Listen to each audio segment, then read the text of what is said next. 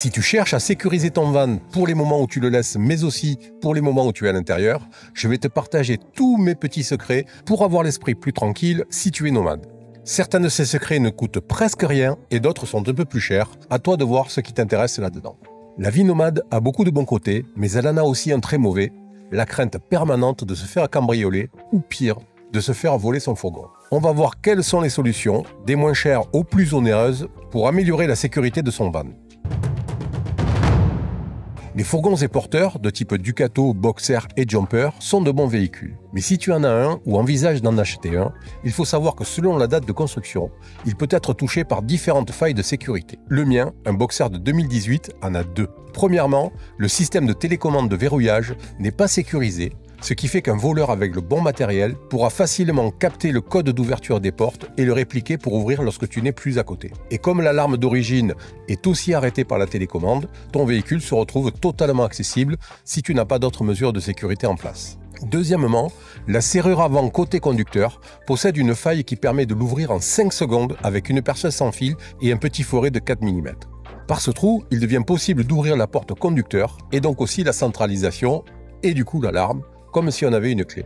Mais ce qui est encore pire, c'est que cette effraction ne se voit à l'expertise que si on la recherche spécifiquement, sous le joint de la serrure. Si elle n'est pas repérée, l'expert en déduira que tu n'as pas fermé ton véhicule et tu ne seras pas remboursé. Alors je ne te montre pas cette faille dans cette vidéo, mais tu trouveras tous les détails sur plusieurs forums dédiés aux vannes et camping-cars. Pour lutter contre ces deux problèmes, j'ai mis en œuvre plusieurs mesures de sécurité complémentaires. Aussi bien pour sécuriser Maurice lorsque je le laisse garer que lorsque je suis à l'intérieur. Note que tu trouveras en description les liens vers tous les produits dont je parle et sache que certains de ces liens sont affiliés et me permettent de toucher une petite commission. Allez, on va faire le tour immédiatement de Maurice.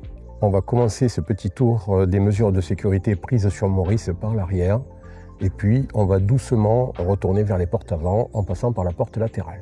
L'idée générale, c'est que, comme je vous l'ai dit en introduction, sur les Ducato, Boxer et autres jumpers, il y a une faille de sécurité sur la centralisation des portes. En fait, il y en a deux. Et donc, toutes les portes sont concernées, puisqu'à partir du moment où on a la centralisation des portes, les portes arrière sont concernées aussi. Donc, pour essayer de remédier à ce problème, j'ai commencé par installer au tout début un verrou entre les deux portes arrière. Alors, c'est le système habituel, hein, c'est un système à coulisses comme ça, on vient le bloquer en appuyant sur ce bouton, puis après avec la clé, on le débloque et on peut l'ouvrir et ça libère les deux portes. Alors c'est pas une sécurité vraiment exceptionnelle, je pense, et à mon avis, il y a pas mal de voleurs qui savent l'utiliser. Je pense qu'en fait, tout simplement, un petit coup de meule au niveau de la partie qui coulisse entre les deux portes, et puis c'est vite fini. Donc pour essayer de compenser cette faiblesse, j'ai installé autre chose.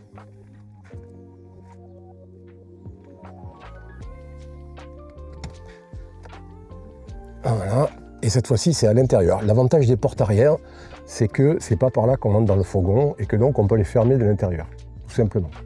Et donc pour ça, j'ai utilisé le même système qu'on a sur les volets des maisons, en fait, hein, tout simplement. C'est une barre qui vient se fixer là et qui après, on va le voir de l'intérieur, vient se prendre ici. Les vis du bas sont des vis autoforeuses, enfin les vis du bas et les vis du haut d'ailleurs, sont des vis autoforeuses tôle qui sont vissées dans le renfort de tôle qu'il y a ici, des deux côtés. Donc bon, il faut vraiment tirer bien, sachant qu'on n'a pas vraiment de point d'appui pour tirer depuis l'extérieur. Donc je pense que ça devrait marcher plutôt pas mal. Juste un petit truc, en fait, le problème c'est que si je le laisse comme ça, quand j'ouvre en position fermée, la deuxième porte ne peut plus passer. Donc il faut absolument le laisser en position un peu ouverte. C'est pour ça que j'ai pour l'instant mis une vis là qui bouge un peu. C'est pas idéal, mais au moins ça me permet de pouvoir activer le système en fermant les portes. D'ailleurs, on va jeter un petit coup d'œil à l'intérieur pour voir comment ça marche. Donc à l'intérieur, c'est assez simple. Une fois que les portes sont fermées, on récupère le bras et on vient l'enclencher ici et puis terminer. Donc on voit bien, hein, là si on tire, on essaie d'ouvrir de dehors, il ne se passe rien puisque les deux portes sont liées l'une à l'autre et du coup, on ne peut plus ouvrir depuis l'extérieur. Donc ça, une fois qu'il est installé dedans, et si en plus dehors je ferme le verrou, on peut penser qu'en effet il n'y a pas de grande chance que quelqu'un arrive à rentrer dans le fourgon par les portes arrière. Et du coup, de manière générale, sauf si vraiment j'ai besoin d'accéder à la soute, auquel cas je l'ouvre, sinon de manière générale, ce système est tout le temps fermé. La porte latérale, pour sa part, est un tout petit peu plus compliquée à protéger parce que celle-là, c'est celle par laquelle on rentre. Donc il faut qu'on puisse à la fois la sécuriser quand on quitte le fourgon, donc de l'extérieur, mais aussi, alors moi je suis pas très inquiet de nature, donc je m'en sers pas trop, mais pour quelqu'un qui serait un peu stressé, pouvoir la sécuriser de l'intérieur, lorsqu'on dort par exemple, et qu'on ne veut pas que quelqu'un puisse rentrer par effraction dans le fourgon. Donc on va regarder un petit peu les deux mesures de sécurité que j'ai prises pour l'extérieur. Alors la première, c'est exactement la même que celle pour les portes arrière, hein. C'est le verrou tulle qui est ici. Donc avec, à mon avis, le même niveau d'efficacité, c'est-à-dire pas vraiment terrible. Et la deuxième mesure de sécurité, c'est beaucoup plus simple en fait, c'est pas cher du tout. Ça consiste juste à faire un trou ici, là, vous voyez, de diamètre 8. Et ensuite, c'est facile, on prend un cadenas, comme ça, un cadenas arrondi. Et puis, hop, on le fait passer là et on le ferme. Alors, en tenant la caméra, c'est pas forcément très facile, mais ça marche. Et voilà. Et là, du coup, avec ça, si on essaie d'ouvrir la porte, il se passe rien, puisque le cadenas vient bloquer l'ouverture de la porte. Donc ça, c'est clairement une mesure de protection qui est pas chère, comme le blocage des volets à l'arrière qui vaut une quinzaine d'euros. Là, c'est facile, hein, il suffit d'avoir une perceuse, un fourré de 8 et un petit cadenas qu'on trouve, on va dire, aux alentours d'une quinzaine d'euros aussi, à peu près. Alors encore une fois, hein, c'est pas un système qui est parfait, il a ses problèmes, on peut couper le cadenas avec une meule aussi, mais si on leur ajoute celui-là avec le verrou tulle qui est en haut à l'avant, on a en fait deux systèmes de sécurité, donc ça veut dire qu'il faut d'abord couper le cadenas, puis après couper l'autre truc. Alors c'est sûr que si on est garé dans un quartier vraiment pourri où ils vont venir attaquer le fourgon à 4 avec 4 meules et tout, on ne pourra jamais se protéger, on est bien d'accord. Mais là, en tout cas, je pense quand même que c'est un ensemble de sécurité qui fonctionne plutôt pas mal. Et pour l'ouvrir, c'est le même principe. On met la clé dans le cadenas, on l'ouvre. Alors normalement, j'ai encore pas la caméra dans les mains quand je le fais, donc ça marche. Et puis voilà, on l'enlève. Et ça se fait relativement facilement. Donc voilà les mesures de protection extérieure pour la porte latérale. Alors à part les verrous tulle qui sont un petit peu chers, je pense que c'est plus d'une centaine d'euros chacun, je ne me rappelle plus les prix. Moi il me semble que j'avais acheté le pack de 2 pour 150 euros, enfin je ne suis pas sûr mais il me semble, donc à vérifier. Donc en dehors de ces verrous, le reste pour l'instant ce que je vous ai montré c'est une quinzaine d'euros à chaque fois. Donc maintenant on va regarder un petit peu les mesures de protection à l'intérieur de la porte coulissante latérale. Donc ça, c'est vraiment pour les femmes seules, par exemple, les personnes assez âgées qui ont peur de se faire agresser et ce genre de choses.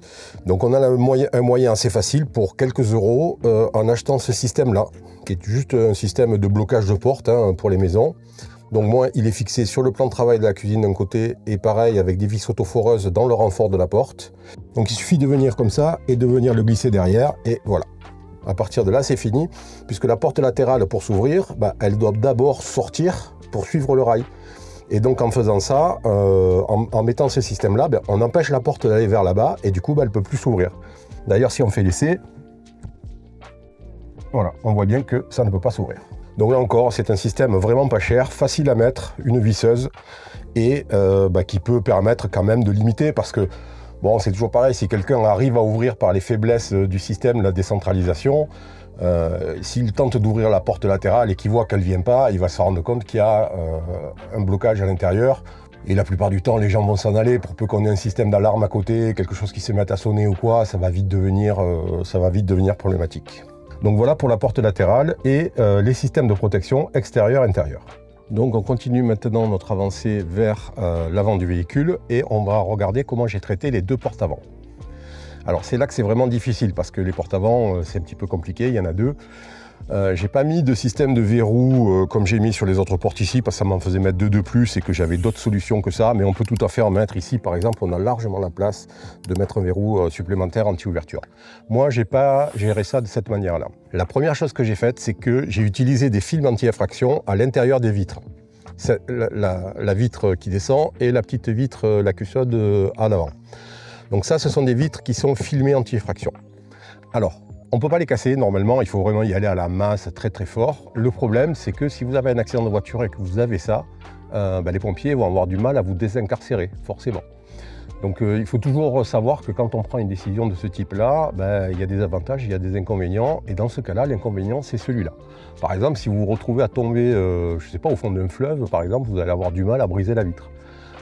Bon, ce n'est pas forcément des trucs qui arrivent tous les jours, mais je suis obligé de vous en parler parce que ça fait partie des petits soucis qu'on peut rencontrer dans ce cas-là. Donc en tout cas, mes 4 vitres sur les portes sont blindées, filmées à l'intérieur avec un film. Alors on voit, il y a des endroits où on voit les petites bulles là, ici. D'accord? Donc on voit que ce n'est pas forcément parfaitement collé, mais en tout cas, c'est suffisant pour que ça soit tout à fait efficace.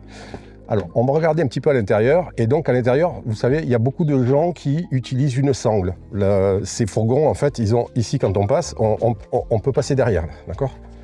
Voilà. Donc, en passant une sangle ici et en rejoignant la porte conducteur avec la même sangle, bah, du coup, on va pouvoir tenir les portes l'une avec l'autre. Le problème de ce système-là, c'est que si on n'a pas des vitres blindées comme j'ai moi, ben en fait, il suffit de casser cette vitre à l'avant et avec un cutter, on file un petit coup sur la sangle et puis ben c'est comme si on n'avait rien fait. Donc en 2 secondes et demie, un voleur va pouvoir casser la vitre et sectionner la sangle. Parce que casser une vitre pour un voleur, c'est pas un truc qui les effraie hein, du tout. Ils ont plutôt l'habitude, donc c'est pas un souci. Donc pour essayer d'éviter ce problème-là, j'ai choisi une autre option. Donc j'ai fixé des inserts dans la tôle ici, d'accord, voilà, des inserts de diamètre 8 mm, sur lesquels j'ai fixé des œillets sur les 2 portes. Donc ici j'en ai un, et si on regarde de l'autre côté, j'ai le même sur la porte passager là-bas au fond. Après, il suffit de venir côté conducteur, une chaîne avec un mousqueton, et on va fermer, et on va relier les chaînes à l'intérieur. Donc maintenant on se retrouve à l'intérieur du fourgon. Alors bien sûr, pour que ce système marche, il faut que vous ayez un accès à la cabine. Hein. Si vous avez une cloison de séparation sans ouverture, ben, ça ne marchera pas. D'ailleurs du coup, je vous conseille au cas où de mettre une ouverture, ne serait-ce que pour pouvoir faire ça. C'est toujours ça. Et peut-être une ouverture un tout petit peu plus grande, comme j'ai moi. Parce que s'il y a besoin de s'en aller de manière rapide et qu'on ne peut pas sortir à l'extérieur, bah, c'est quand même une solution qui peut plutôt pas mal marcher. Donc après c'est facile, on prend les 2 chaînes. Alors moi je me suis un peu organisé, hein, je les fais passer derrière l'appui-tête, mais on pourrait aussi tout aussi bien mettre un sando ou n'importe quelle chose qui puisse les rattacher ensemble pour les rattraper. Donc on met les 2 chaînes, on passe là le cadenas dans la 2e chaîne, et puis on ferme. Voilà, donc ça marche comme ça. Alors, si vous sentez que c'est un petit peu lâche, il y a une solution, parce que des fois, la longueur d'un maillon fait qu'on ne peut pas être parfaitement ajusté. Bah, c'est facile, hein, vous faites un petit peu de torsion sur un côté de la chaîne, ça va avoir pour effet de la raccourcir un peu. Et du coup, là, pour le rentrer, maintenant, on est beaucoup plus tendu. Et donc voilà, il suffit de faire ça, et puis c'est OK. Donc voilà, maintenant, si on regarde ça, ben on voit la chaîne est en place à l'intérieur. Les portes avant sont parfaitement sécurisées. Le gros avantage de ce système, c'est qu'il est très visible de l'extérieur. Et que par conséquent, globalement, il y a peu de chances qu'un voleur, voyant ça, tente d'ouvrir vos portes avant, hein, forcément. Alors il va peut-être tenter de casser la vitre, ça on n'y peut pas grand-chose, mais de toute façon il n'arrivera pas à la casser, donc du coup, de toute façon dites-vous bien que tous les systèmes de protection que l'on voit depuis l'extérieur sont favorables parce que un voleur va tenter d'aller casser un fourgon ou un camping-car qui est mal sécurisé depuis l'extérieur, plutôt qu'un sur lequel il sait qu'il va devoir vraiment forcer. Donc on peut faire un essai. Hop, on prend la poignée, on ouvre et on voit, il y a quelques centimètres de jeu dans la porte, mais en tout cas, pas de quoi permettre de l'ouvrir. Donc voilà, je vous ai montré les protections des 3 ouvertures. Alors, sachant aussi que celle des portes avant, comme je vous ai montré, en dehors du film anti-effraction, ça vaut dans les 90 €, je crois. Sinon, la chaîne et le cadenas et les inserts et le reste, il y en a pour quoi? Pour une trentaine d'euros à peu près. Hein. Donc c'est quand même pas un système de protection qui est très cher. Alors ça c'est pour les protections visibles, parce que mon fourgon c'est ma maison, mon bureau et toute ma vie est dedans quasiment, donc forcément j'ai un peu plus de système de protection que ça. Notamment j'ai un système d'alarme que je ne vais pas vous montrer, parce que si je vous le montre, vous allez voir où il est installé et que j'ai pas envie de ça, forcément. Donc voilà, c'est juste, je vous le montre à l'écran, je vous montre sa fiche produit. Donc c'est un système qui est un peu cher, qui vaut un peu plus de 1000 €, mais qui a l'avantage de fonctionner sans fil. Donc on peut gérer les ouvertures uniquement avec des ondes radio. Et puis il est très sensible, on peut régler sa sensibilité avec une sirène extérieure, donc moi elle est bien cachée, et puis donc c'est vraiment un bon système. Et le gros avantage de ce système, c'est qu'on peut le commander avec une carte qui vient s'insérer dans la télécommande d'origine de votre fourgon et qui vient bloquer une des 2 failles de sécurité dont je vous ai parlé, qui est celle de la copie de la fréquence de la clé par quelqu'un qui aurait un système adapté. Ensuite, j'ai un deuxième système que je ne peux pas vous montrer non plus, parce que si je vous montre où il est, j'ai perdu tout l'intérêt de l'avoir. C'est que j'ai un interrupteur caché qui me permet de désactiver le câble d'excitation du démarreur. Donc en fait, en gros, c'est facile. Quand je sors du fourgon, si je dois rester garé un petit peu longtemps, que je ne suis pas à l'intérieur ou quoi, je vais activer cet interrupteur et du coup, ça va couper le fil d'excitation du démarreur. Alors, ça ne coupe pas l'alimentation du démarreur, juste le fil d'excitation, c'est-à-dire qu'il n'y a pas de courant dessus. Donc j'ai un petit interrupteur qui est planqué et il suffit que j'appuie dessus pour que ça marche. Alors, il faut savoir que certaines personnes vont un petit peu plus loin que ça. C'est assez amusant d'ailleurs, puisque j'ai su que certains avaient un interrupteur à 3 positions. Et donc, soit ils pouvaient couper le démarreur, simplement, soit ils coupaient, ils le mettaient sur la 3e position et ça commandait le klaxon. C'est-à-dire qu'à chaque fois que vous tournez la clé de démarrage, c'est votre klaxon qui klaxonne au lieu que votre moteur démarre. Donc je trouvais que c'était plutôt pas mal comme petit système de sécurité supplémentaire. Donc voilà les protections de Morris, il y a celles que j'ai pu vous montrer parce qu'elles ne remettent pas en cause leur utilité et leur efficacité, et celles que j'ai pas pu vous montrer forcément parce que sinon ça remettait en danger le système. Alors sachant qu'il y a d'autres petits trucs que j'ai lus à droite à gauche. Par exemple, j'ai vu qu'il y a quelqu'un qui avait sur son enceinte intérieure, là une enceinte JBL, il avait enregistré sur son téléphone des sons de chiens qui aboyaient, et du coup s'il est à l'intérieur et qu'il entend du bruit dehors, hop, il fait lire le son du chien sur son téléphone, ça part sur son enceinte et c'est comme s'il y avait un chien à l'intérieur. Alors bien entendu, ça vaut si on n'a pas de chien, ce qui est mon cas. Moi, j'ai pas de chien à l'intérieur, mais ça peut être rigolo et ça peut être intéressant si on n'a pas de chien, en effet, de faire croire aux gens qui veulent essayer de regarder ce qui se passe à l'intérieur qu'il y en a un. Sachant qu'un gros chien, c'est quand même ce qui se fait de très bien en termes d'alarme, bien entendu. Moi, je veux pas de chien parce que des fois, je peux passer toute la journée dehors à travailler, à faire des interviews. Je peux pas l'avoir avec moi et je peux pas le laisser à l'intérieur. Donc voilà, donc moi j'ai pas de chien, c'est un choix assumé, mais pour ceux qui sont comme moi, qui n'ont pas de chien et qui veulent pouvoir faire croire qu'ils en ont un, c'est un système qui est plutôt pas mal, sachant que par exemple on peut aussi mettre ce système branché sur un détecteur de mouvement.